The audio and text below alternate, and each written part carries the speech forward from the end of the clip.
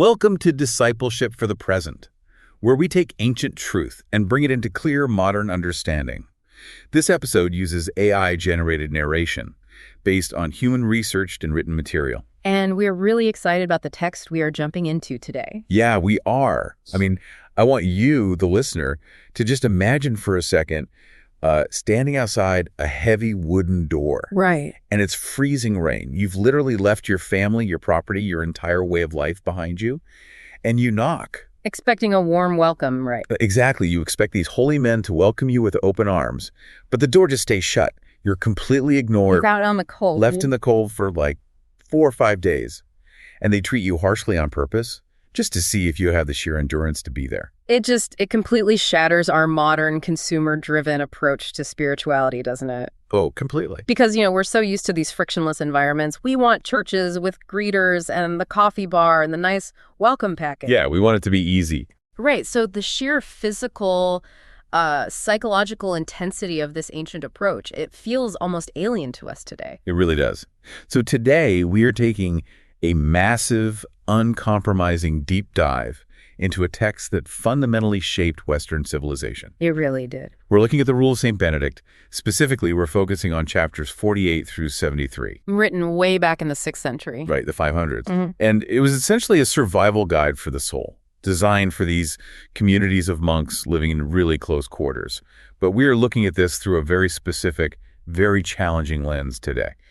Yeah, and we need to be really clear about that framework right up front. We aren't here just to, dissect the architecture of ancient monasticism. We're not treating it like a museum exhibit. Exactly. We are taking this text and evaluating it strictly against the ultimate standard, what we've been calling the master instruction source. The teachings of Jesus.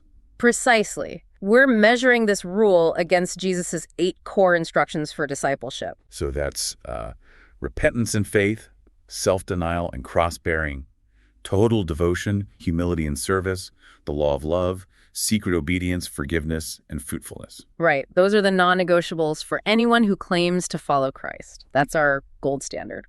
So the central question for this deep dive is, well, how well does this 6th century vision actually align with Christ's call? Where does it hit the mark? Yeah, where does it hit the mark? And where might the author's intense methods kind of reveal the messy difficulty of putting true discipleship into practice? I just love that approach because we're looking at how these ancient monks aligned with the way of Jesus, but also where they might have drifted, due to their own historical blind spots. Right. They had their own cultural baggage. Exactly. And most importantly, we want to see how this challenges you in your modern walk. So as you listen today, I want you to think about your own schedule, your own conflicts, the hidden attachments in your life. This isn't just about guys wearing robes 1,000 years ago. No, not at all. This is an incredibly raw look at the human ego. And to understand that ego, we first have to really understand the pressures these men were under. Because if we look at the historical and human context, which is embedded right there in the source clues, especially in chapters 48 and 55, you get this vivid picture of the physical reality they were dealing with. Yeah, he's not writing theoretical theology from some comfortable ivory tower. No, he is managing a community that is facing literal starvation if they don't get their crops harvested in time. That stuck out to me so much. He explicitly mentions the faint-hearted and the slothful brethren. Right. So he's basically dealing with guys who they just don't want to get out of bed to do the grueling manual labor that actually keeps the community alive. It is a very gritty reality. He's dealing with actual poverty. He writes that if conditions force the monks to gather the harvest themselves, they shouldn't be sad about it. Like, don't complain that you have to work. Exactly. And he's dealing with varying climates, too. He carefully notes that monks in cold regions need more clothing, and those in warm regions need less. He is literally trying to keep these men alive physically, while at the same time keeping them alive spiritually. Which brings us to what really feels like the central spiritual burden of the text. As I read through these 25 chapters, it just became clear that his goal isn't just to have a polite group of roommates. Far from it. The goal is to forge a completely unified community where every single physical action is, weaponized, really, for spiritual formation. That's a great way to put it. Their entire existence, from the exact number of garments they wear to the specific hour they read to exactly how they physically bow when a guest arrives, it's all meticulously structured to enforce total devotion. He is systematically trying to eradicate private ambition. Yes. eradicating private ambition. Because there's this profound recognition that the human heart is basically a factory for selfish desires. But, okay, let me offer an analogy here, because reading this document can be incredibly overwhelming. It honestly felt like reading a modern terms and conditions agreement for, like, a piece of software. Oh, that's funny. But yeah, I see that. You know what I mean.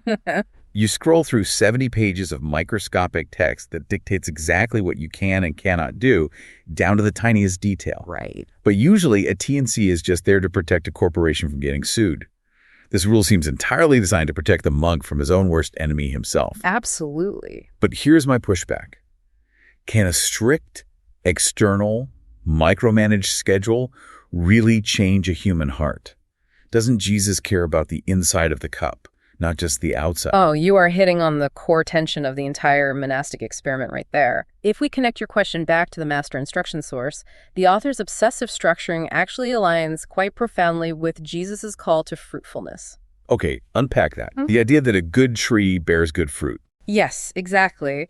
Jesus teaches that a disciple's true character is identified by their actions, right? The tangible deeds that a transformed heart produces. Right. You know them by their fruit. Right. So the author of the rule understands this deep psychological reality. You cannot just sit in an empty room, tell yourself to have a good heart, and expect it to magically happen. Yeah, that never works. We are embodied, physical creatures. We're shaped by our habits. So if you want a heart of total devotion, you have to build physical environments, rigorous schedules, daily routines that relentlessly pull that devotion out of you. Even on the days you don't feel like it. Especially on the days you don't feel like it. So you essentially have to practice the fruit until the tree changes. Yeah. You build the scaffolding, and you hope the building grows inside it. That's the mechanism. And to see that mechanism in action, we have to look at how the rule handles the concept of time. The author fundamentally views time as a battlefield. Let's get into that, specifically looking at chapter 48 and chapter 49. Yeah. Because this is where the war on idleness is fought. The very first line of chapter 48 is iconic. It sets the tone for everything. Idleness is the enemy of the soul. Such a powerful phrase. And his solution to this enemy is an absolutely rigorous, nonstop schedule of manual labor and devout reading.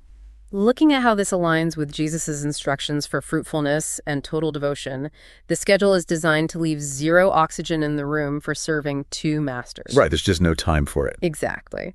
From Easter to October, so the summer months, the monks go out from the first hour to the fourth hour for heavy manual labor. Which is intense. And then from the fourth to the sixth hour, they are required to read. After they eat, they rest on their beds in complete silence. And then in the winter, the schedule shifts. They prioritize morning reading before the sun comes up, and then work outside during the limited daylight. The physical reality of that labor is what got me. We tend to romanticize monks. You know, we picture guys just quietly copying manuscripts all day in a beautiful library. Right, the illuminated texts. Yeah. But the text makes it clear they're getting their hands dirty. He writes that if poverty forces them to gather their own harvest, then are they monks in truth if they live by the work of their hands, as did also our forefathers and the apostles? That connects directly to Jesus' command for self-denial and cross-bearing. It really does. Taking up your cross isn't always this ethereal spiritual metaphor. Sometimes it means literally taking up a heavy scythe and harvesting wheat in the blazing sun so your brothers don't starve. And notice how seriously the author takes the vulnerability of the human mind when they aren't doing that heavy labor. Oh, this part is wild. During the season of Lent, the schedule intensifies. Everyone receives a specific book from the library, and they are required to read it straight through, in order. But he doesn't trust human nature to just sit quietly and read. No, he institutes what we might call hallway monitors. Yes. The text says that one or two of the seniors are appointed to literally patrol the monastery during the hours the brothers are supposed to be reading. They're hunting for the slothful brother who has given himself up to idleness or vain talk. Because the author warns that this kind of person isn't just unprofitable to himself, he actively disturbs others. Distraction is contagious. It really is. If a monk is caught gossiping or daydreaming instead of reading, he is reproved once and again. And if he doesn't amend his behavior, he's subjected to severe correction so that the rest of the community will fear making the same mistake.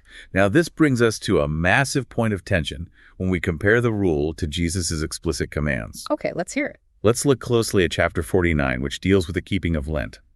Jesus gave a very clear, unmistakable command regarding secret obedience. In the Sermon on the Mount. Right. He said that acts of fasting, prayer, and giving should be done in secret, behind a closed door, so they are seen only by the Father rather than performed publicly to get applause from people. It's one of the strongest warnings against religious hypocrisy in the entire gospel. Exactly. But then we read chapter 49 of the Rule. It states that during Lent, a monk should offer up some special abstinence, maybe withdrawing from certain food or sleep or even talking. Right. However, the Rule mandates that the monk must make his specific fasting plan known to the abbot. It has to be done with the abbot's approval, his prayer, and his explicit blessing. The text literally warns what is done without permission of the spiritual father will be imputed to presumption and vainglory and not to merit. It really does sound like a direct contradiction on the surface. It does. It's like having a spiritual micromanager hovering over your personal relationship with God. Jesus says, close your door, fast in secret, and your Father will reward you. Yeah. But Benedict comes along and says, actually, run your secret fasting plan by your boss first and get his stamp of approval, otherwise it's a sin. Right. How do we reconcile this? Is the author prioritizing institutional control and order over Jesus' explicit command for secret personal piety? It's a brilliant question, and to understand the author's logic here, we have to look deeply into the psychology of asceticism. The author is profoundly concerned with the instruction of humility. He knows, based on years of managing communal living, that self-willed sacrifice is incredibly dangerous. How so? Well, imagine a monk deciding on his own that he is going to fast from all food for 3 days. Even if he keeps it a secret from the other monks, his internal monologue is probably saying, look how holy I am. I'm fasting harder than anyone else here. Exactly that. The public might not see it, but internally that monk's ego is inflating to dangerous proportions. The author of the Rule views private, unsubmitted spiritual feats as a breeding ground for spiritual pride. Oh, wow. So the restriction of requiring the abbot's permission isn't there to suppress the monk's obedience. It is a mechanism designed to ensure that the obedience is genuinely selfless. I see. By forcing the monk to ask for permission, the monk has to completely surrender his own agency and will. Yes. Think about the psychological test this creates. The monk approaches the abbot and says, I want to fast from bread for a week. If the abbot says, no, you need your strength for the harvest, you cannot fast, and the monk gets angry or resentful, what does that prove? It proves the fast was never about honoring God. It was about the monk feeding his own ego through an extreme accomplishment. That's it.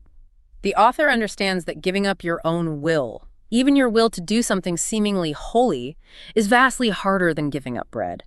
It is a profound, incredibly nuanced application of humility and cross-bearing. That is a staggering insight. The submission of the will is the actual sacrifice, not the withholding of the food. Exactly.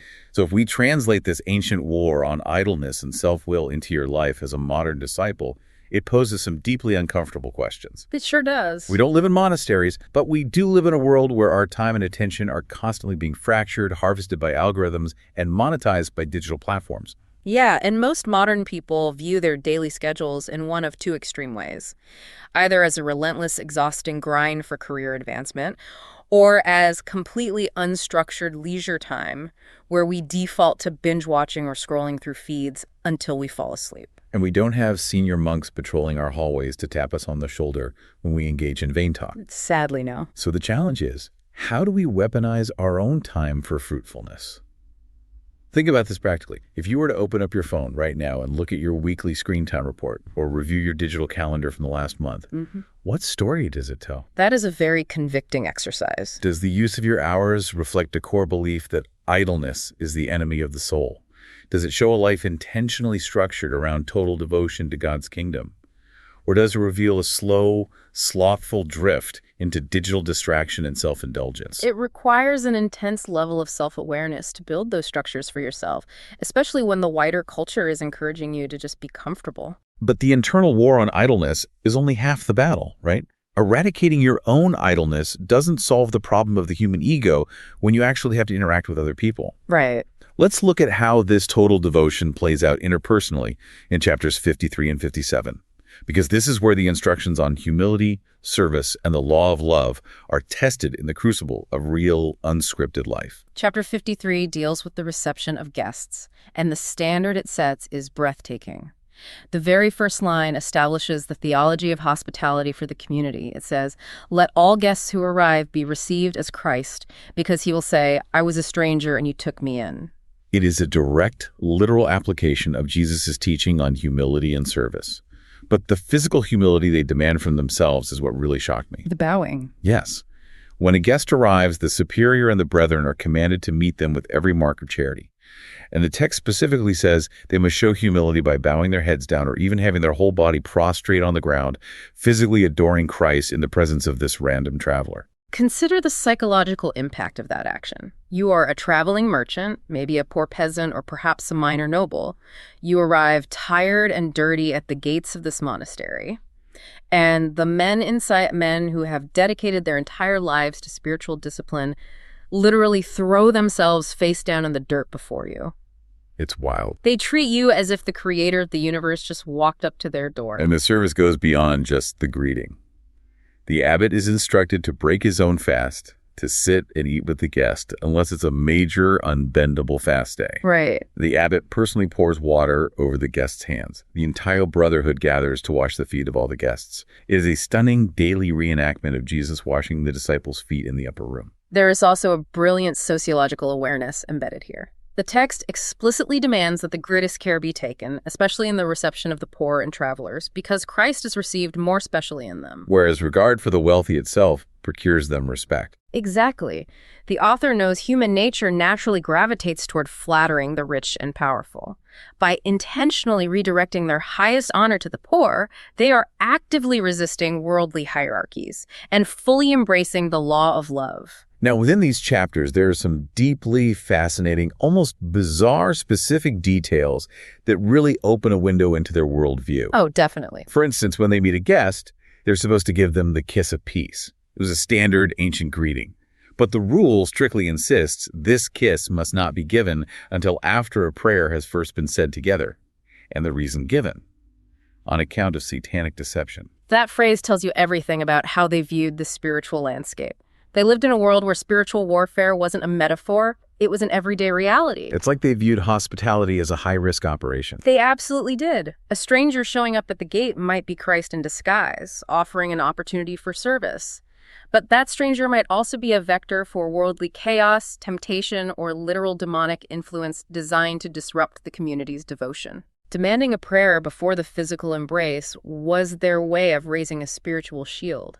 We see a similar intense suspicion of human pride in chapter 57, which outlines the rules for the artists and craftsmen of the monastery. Yes. If a monk has a specific skill, say he's a master woodworker or brilliant calligrapher, he is allowed to practice his art, but only in complete and total humility.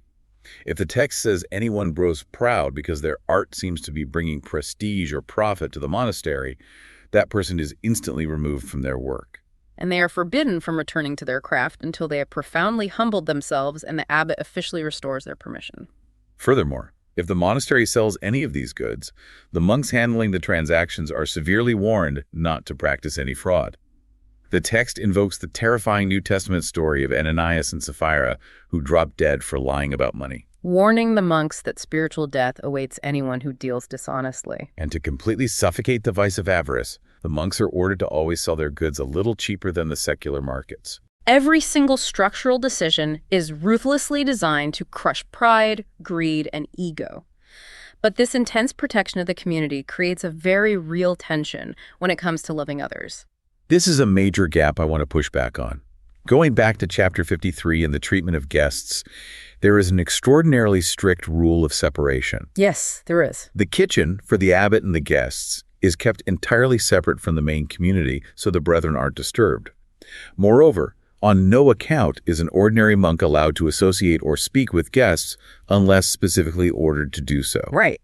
If a monk accidentally runs into a guest in the hallway, he must humbly salute them, ask for a blessing, and then immediately walk away, stating that he is not allowed to converse with the guest. It establishes a rigid boundary between the monks and the outside world. It really does. Yeah. To use an analogy, it's like running a world-class luxury hotel where the staff is incredibly polite, literally bowing on the floor to serve you, but absolutely refuses to make small talk with you in the elevator. That's a great way to picture it. But if I'm a guest, that feels incredibly cold.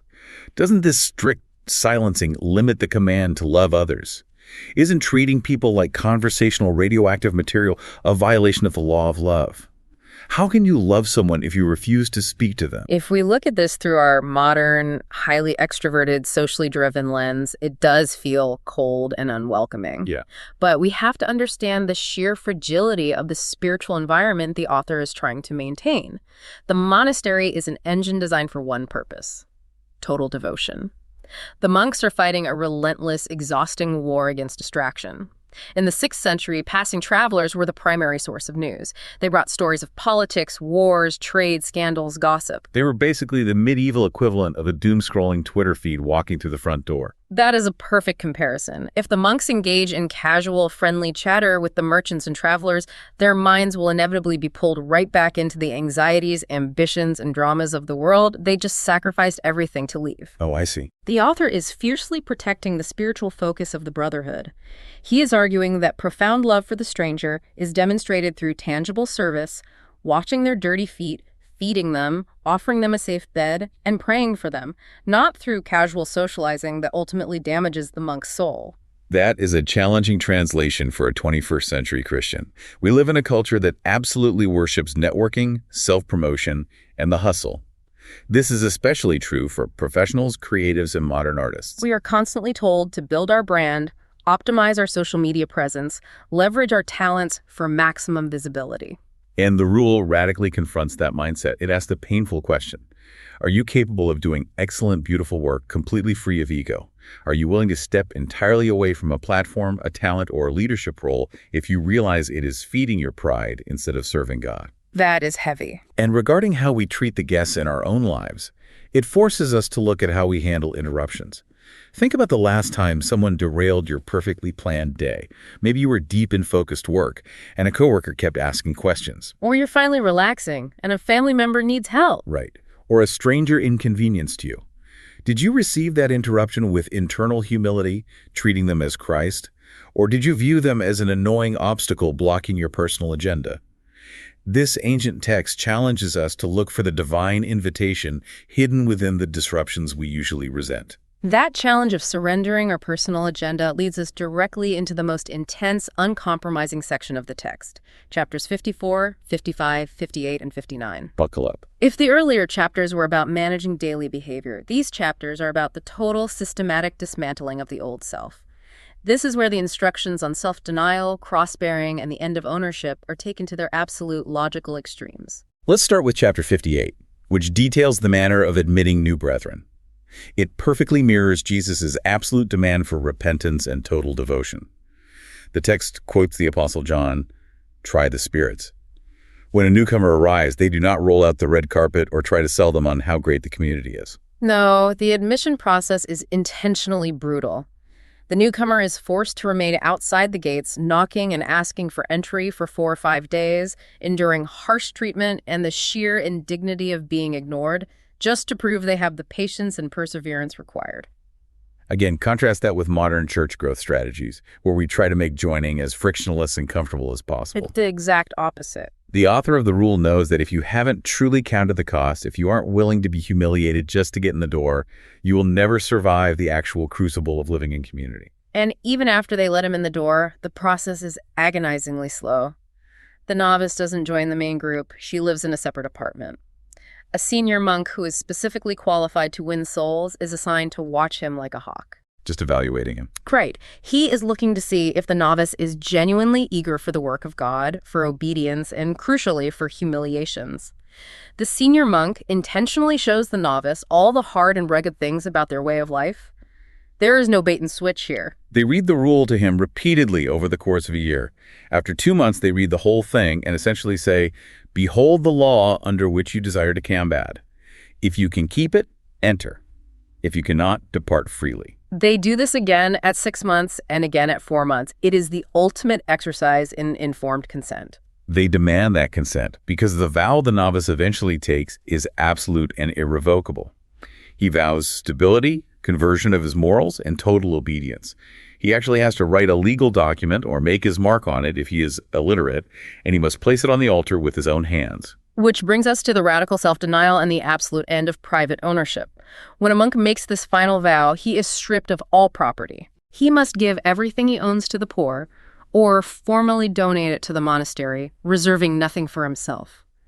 The text bluntly states he must know that from that day onward, he will no longer have power even over his own body. The psychological weight of that statement is immense, and we see the terrifying totality of this surrender played out in chapter 59, which deals with the children of the noble and the poor who are offered to the monastery by their parents. Yes. This specific detail completely shook me. If a wealthy nobleman offers his young son to the monastery, which was a common practice back then, the parents have to execute a legally binding written promise. During the ceremony, they literally wrap the document in the young boy's hand inside the altar cloth. Wow. And the parents must swear under solemn oath that they will never, under any circumstances, give the boy anything. They must legally block any chance for him to inherit property or own anything in the future. It is the permanent ceremonial severing of all earthly security. The child is cut off from his lineage, his inheritance, and his safety net. And for the adult monks, the deep source specifics on this ban on private goods in chapter 55 are staggering. The abbot frequently searches the monk's straw mattresses to ensure no personal items or secret stashes are hidden. If the abbot finds anything during these searches that he didn't explicitly issue to the monk, that monk falls under the severest discipline. And the list of what they are actually allowed to have is incredibly sparse. The abbot provides everything needed to cut off what the text calls the vice of private ownership by the root. A monk receives exactly 2 tunics and 2 cowls. And a cowl is a large, heavy, hooded outer garment. Right. Why 2? So they can wear one while the other is being washed, and so they have something to sleep in. Beyond that, they get stockings, shoes, a simple belt, a knife, a pen, a needle, a towel, and a writing tablet. That is the entirety of their worldly estate. And if they are issued new clothes, they are required to immediately return the old ones so they can be given to the poor. Even more intensely, in chapter 54, the rule states that a monk cannot even receive letters, small tokens, or gifts from his own parents without the abbot's explicit permission. The abbot intercepts all incoming mail. Yes. If a monk's mother sends him a warm sweater or a small gift, the abbot can decide to accept it, but then hand it to a completely different monk. It's brutal. Okay, I have to stop here and push back hard, because to a modern ear, this feels indistinguishable from a spiritual witness protection program, or worse, a cult. I know, it sounds very extreme. You lose your clothes. Your mattress is regularly tossed by your boss. Your personal mail from your family is intercepted and read. Your inheritance is legally blocked. Your mother's gift is given to the guy in the next cell.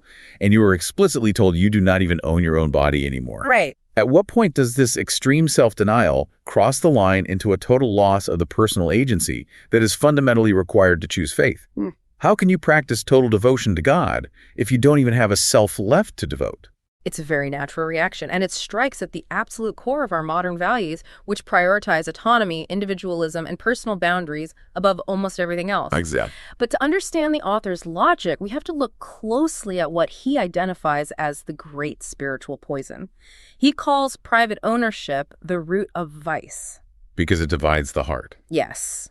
Jesus explicitly said, "You cannot serve 2 masters." The author of the rule believes that as long as a person retains a backup plan, a hidden stash of coins in their mattress, a warm sweater their mother sent, a plot of land waiting for them on the outside, their devotion will always be divided. So there's always an escape hatch. Exactly. When the communal life gets hard, when a conflict arises, or when the physical labor is exhausting, the monk's mind will inevitably retreat to his possessions. He will think, I don't have to put up with this. I have money.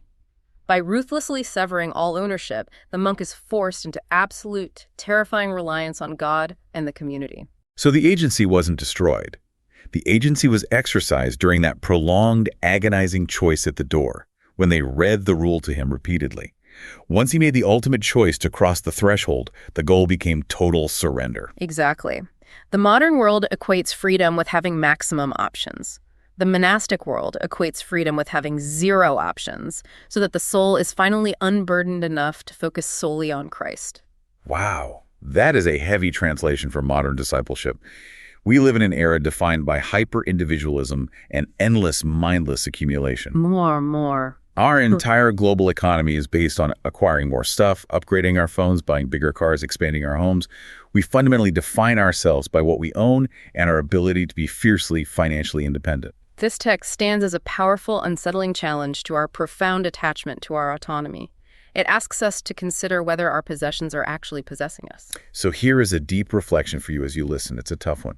What object, right, or piece of security in your life, if it were stripped away today, would reveal a divided devotion? Oh, that's good. If your bank account vanished, if your career title was taken, or even if your meticulously curated independence was suddenly compromised, would your faith collapse? Are you genuinely serving God, or are you serving your security blanket? Those are the kinds of questions that reveal the true foundation of our faith. And that brings us to the inevitable challenge of communal living, covered in chapters 60 through 71. Because once you strip a group of men of all their property, their privacy, and their private ambition, you still have to figure out how these exhausted human egos are going to live together without killing each other. Right. This section is an intensive study in order, forgiveness, and mutual obedience. And the social order established here is fascinating because it completely subverts worldly status. This aligns beautifully with Jesus' instruction on humility. In chapter 63, the rule declares that the hierarchy in the monastery is based strictly on the time of entry, completely ignoring age or worldly rank. The author writes a revolutionary mandate for his time. He says, "Let him who came into the monastery at the second hour of the day know that he is younger than he who came at the first hour, whatever his age or dignity may be." He justifies this radical flattening by pointing to Scripture, noting that Samuel and Daniel, when they were mere boys, judged the elder priests.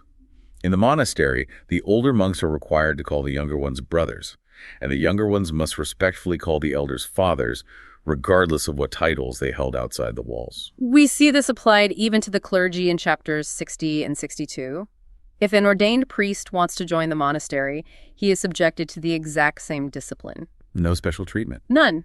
He might be granted the permission to celebrate Mass, but in the daily life and ranking of the community, he takes the place determined strictly by when he walked through the door, unless the abbot decides to promote him purely on the merit of his spiritual life. Worldly privilege means absolutely nothing. But while it flattens the worldly hierarchy, the internal hierarchy of the monastery demands a level of obedience that is hard for us to fathom. Let's look at chapter 68. Which deals with a scenario where a brother is commanded to do something seemingly impossible.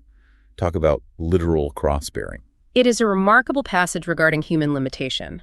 If a brother is assigned a task that is altogether beyond his strength, he doesn't have the right to just refuse or throw a fit. Right. He is allowed to quietly, meekly, and patiently submit the reasons for his inability to his superior, making sure not to show pride, resistance, or contradiction.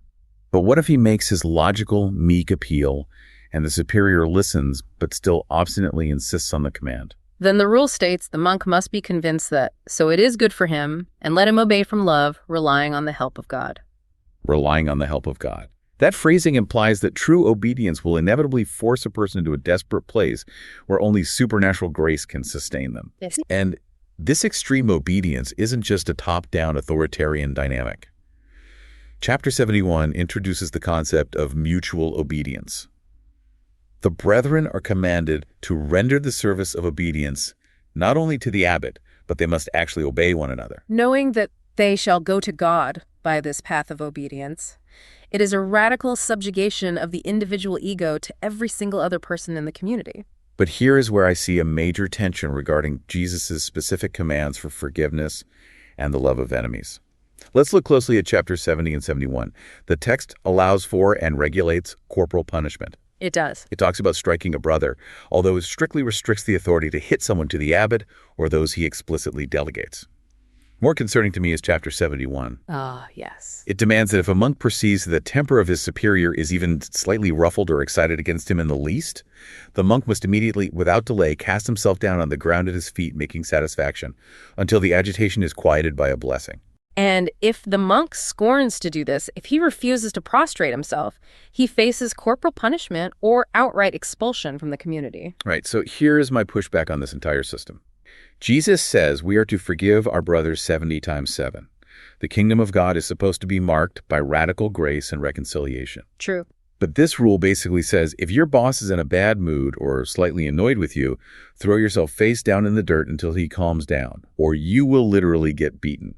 Is this true heart-level forgiveness, or is this just forced, terrified compliance based on a rigid, abusive hierarchy? It's a very fair and necessary critique. We are witnessing a clear clash between the ancient Roman cultural assumptions regarding authority and discipline and the full liberating grace of Christ's kingdom.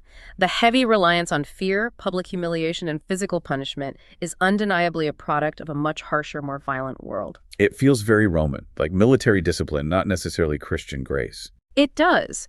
However, if we exercise discernment and look for the spiritual wisdom underneath the harsh ancient methods, we can see exactly what the author is desperately trying to prevent. He is terrified of the invisible cancer of resentment. Okay, go on. He knows that when human beings live in close quarters, they will inevitably hold grudges, whisper in corners, and let bitterness poison the entire community. Which is why in chapter 69, he strictly forbids any monk from defending another monk or taking their part in an argument, even if they are blood relatives. He's trying to stop cliques, factions, and gossip rings from forming. Precisely. The author's radical solution to conflict is to force immediate, undeniable physical humility. By making the monk throw himself on the ground the very moment there is even a hint of tension, he breaks the cycle of pride before it can fester into a silent grudge. Wow. It physically forces the conflict to end right then and there. It may not be the gentle conversational forgiveness we prefer today, but it is a highly effective blunt force mechanism to preserve the unity of the brotherhood at all costs. So how do we translate the core wisdom of that mechanism for today? Think about how modern Christians typically handle conflict in their churches, their families, or their workplaces. We usually default to the exact opposite behavior. We avoid the person we are angry with, we vent to our cliques the very factions the rule forbids, and we let the resentment grow internally while smiling and pretending everything is fine. We relentlessly defend our rights and demand apologies, instead of dealing with the root of our own pride. So think about your own relationships right now. Is there someone in your life whose temper you've ruffled, or where a silent, cold war of resentment has set in? Are you willing to initiate an uncomfortable, radical level of humility to restore peace, even if you feel you are entirely in the right? That's the hard part. You don't need to throw yourself on the floor in the office, but what is the modern equivalent? Initiating the painful conversation. Apologizing first. Giving up your desperate need to have the last word or prove you are correct. That is the true, incredibly difficult path of mutual obedience. Which brings us to the culmination of our deep dive. The final chapters, 72 and 73, represent the spiritual climax of everything the rule has been building toward. Yeah, this is the beautiful part. All the structures, the punishments, the schedules, they all exist to clarify the distinction between what the author calls virtuous zeal and evil zeal. Chapter 72 is undeniably the most beautiful section of the text. It aligns flawlessly with Jesus' command for the law of love. The author writes that just as there's an evil zeal of bitterness that separates a person from God and leads to hell, there is a virtuous zeal which separates from vice and leads directly to God and life everlasting. And listen carefully to how he defines the actions of this virtuous zeal. Let them bear their infirmities, whether of body or mind, with the utmost patience. Let them vie with one another in obedience. Let no one follow what he thinketh useful to himself, but rather to another. Let them practice fraternal charity with a chaste love. Let them prefer nothing whatever to Christ. It's stunning. After all the intense, grueling rules about intercepted mail, searched mattresses, corporal punishment, and hallway monitors, we finally see the burning heart behind it all. He isn't building a prison. He is trying to build a greenhouse where a very specific, incredibly rare kind of love can bloom. A love that willingly bears the mental and physical infirmities of others with ultimate patience. But just when you think he has laid out the ultimate, flawless system for spiritual perfection, we hit the final chapter, chapter 73, and this is an absolute masterclass in wisdom and discernment. I genuinely laughed out loud when I read this chapter. After 72 chapters of the most intense, grueling micromanagement imaginable, dictating when they sleep, what they wear, how they eat, the author essentially turns to the reader and says, by the way, this rule we just wrote, this is just for beginners. He literally calls it a minimum rule and a beginning of the monastic life. He writes that he only created this structure so that by observing it in monasteries, we can show we have acquired at least some moral righteousness. He then points his readers to the teachings of the apostles, the divinely inspired books of the Old and New Testament, and the writings of early fathers like St. Basil, calling those the real heights of perfection. Right. He says that for slothful, disedifying, and negligent monks like themselves, those greater, pure teachings are actually a source of shame because they are so far beyond them. It's as if he spent his whole life building this incredibly steep, rigorous mountain, only to stand at the top, point to a massive towering peak in the distance, and say, this was just the bunny hill. The real mountain is Scripture. That is the ultimate display of humility from a man who had every reason to be proud of the system he built. He refuses to idolize his own methods. He recognizes that his rule, as strict as it is merely a scaffolding. The scaffolding is not the building. It just helps you reach the building. And this is exactly where we have to help listeners discern the immense value of this text for today. We do not need to adopt 6th century monastic clothing to follow Jesus. We do not need to implement corporal punishment, intercept our family's mail, or sleep on straw mattresses to value the profound spiritual wisdom embedded here. No, the enduring value of this text is in its ruthless, honest recognition of how easily our human flesh defaults to evil zeal. The author understood that without highly intentional physical structure, we naturally drift toward idleness, pride, self-preservation, and bitter resentment. Which highlights the modern translation we desperately need in the church today. Understanding the vital difference between legalism and discipline. That's a crucial distinction. Legalism is obeying a strict set of rules to earn your salvation or to prove you are spiritually superior to the people around you. It feeds the ego.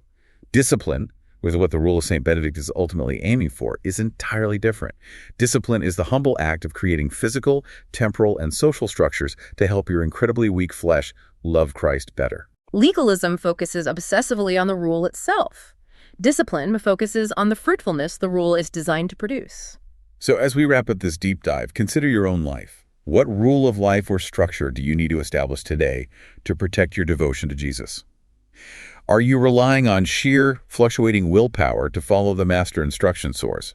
Because willpower fails. It always does. Or are you willing to build actual physical habits, a rigorous daily schedule, strict limits on your digital consumption, a financial budget that forces you into uncomfortable generosity, that actually forge your heart into the shape of the cross? It requires a brutally honest assessment of our own hidden slothfulness, our love of comfort, and our deep desire for private ambition. It absolutely does. I'll leave you with one final provocative thought to mull over as you go about your day. The author of this ancient text fundamentally believed that your physical environment and your daily schedule dictate your spiritual formation. Every single room, every hour of the day, and every social interaction was intentionally designed to produce total devotion. Think about that. So look around your life right now. If you were to write a rule based exclusively on how your house operates, how your phone is used, and how your time is spent right now, what kind of disciple would that rule be designed to produce? That is a piercing question that demands an answer. That's the heart of this section. This is discipleship for the present, where understanding leads to clarity, and clarity shapes how we see and live. We'll see you in the next episode.